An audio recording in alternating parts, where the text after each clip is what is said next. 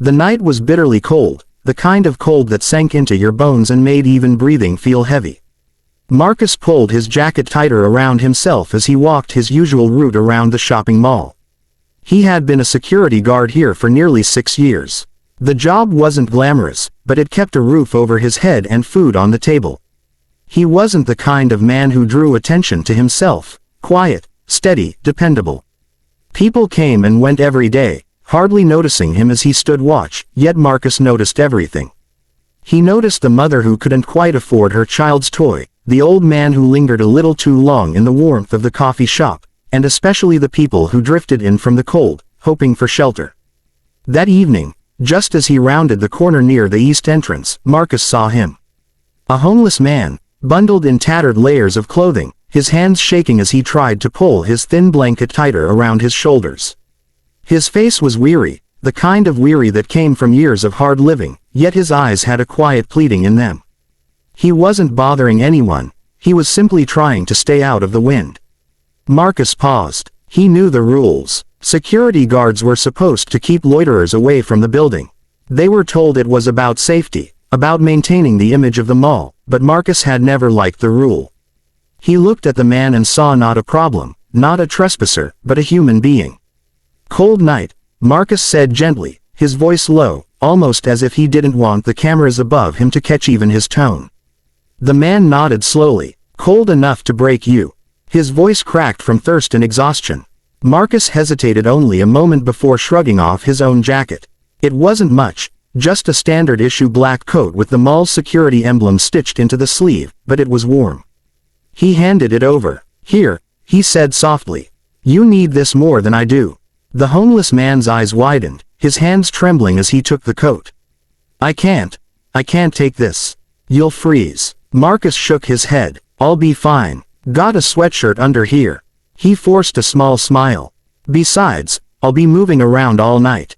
You're sitting still. Trust me, you need it." The man clutched the jacket to his chest like it was the most valuable thing he had ever owned. For a long moment, he just stared at Marcus, his lips trembling with words that wouldn't come. Finally, he whispered, "Thank you. Nobody ever." His voice trailed off, but Marcus understood. "Wait here," Marcus said, glancing over his shoulder to make sure no supervisors were watching. He slipped back into the employee break room, opened the small paper bag where his dinner waited, and pulled out a sandwich and an apple. It wasn't much. He had packed it himself to save money instead of buying food from the food court, but he couldn't walk back out there empty-handed. He tucked a bottle of water under his arm and returned. The man's eyes filled with disbelief when Marcus handed him the food. "You'll go hungry," he said softly, though his hands already clutched the sandwich like he was afraid it would disappear. "I'll figure something out," Marcus replied. "Right now, you need this more than I do." The man took a bite, tears slipping silently down his cheeks as he chewed. Marcus didn't ask questions. He didn't need to know the man's story to know that he was suffering. All that mattered in that moment was that someone showed him kindness. But just as Marcus turned to continue his rounds, a sharp voice cut through the air. "What's going on here?" Marcus froze. His supervisor, Mr. Bradley, was standing at the entrance, arms crossed, eyes narrowed. Bradley was a man who prided himself on following rules to the letter, the kind of boss who valued appearances over people. He had already warned Marcus once about getting too soft with loiterers. Marcus began, but Bradley held up a hand. "I saw everything," he said coldly. "You gave company property to a trespasser and violated protocol by providing food. Do you have any idea what kind of liability this creates?" Marcus clenched his jaw. He wanted to argue, to say that compassion should never be a violation, but he knew it wouldn't matter. Bradley had already made up his mind. "You're finished here," Bradley snapped. "Clean out your locker. I'll have HR process your termination in the morning." The words struck Marcus harder than he expected. This job was his only steady income, his only lifeline.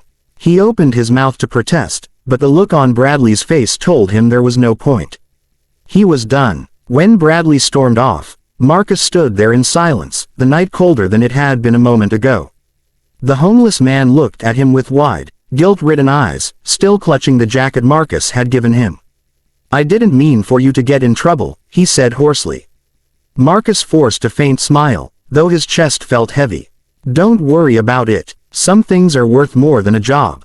For the rest of the shift, Marcus walked the halls without his uniform jacket, his body chilled but his heart resolute. He knew the consequences of his choice, yet he couldn't regret it.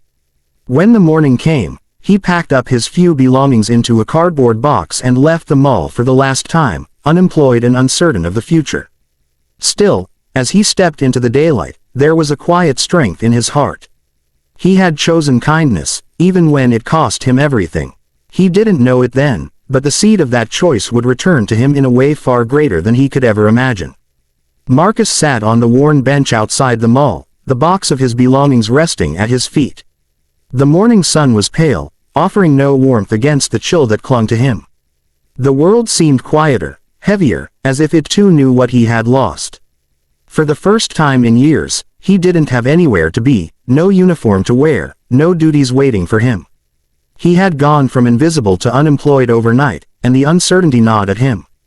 His bills wouldn't stop, his rent wouldn't pause, and yet here he was, with nothing but a cardboard box and a gnawing ache in his chest. He leaned forward, burying his face in his hands, trying to summon the courage to think of what to do next. That was when he heard a familiar voice, soft but steady. Marcus. He looked up, startled. Standing a few feet away was the homeless man he had helped the night before. Except today, he looked different. The jacket Marcus had given him hung loosely over his shoulders, but his face seemed brighter, his eyes clearer. And beside him stood another man, tall, well-dressed in a crisp suit, with an air of confidence and success.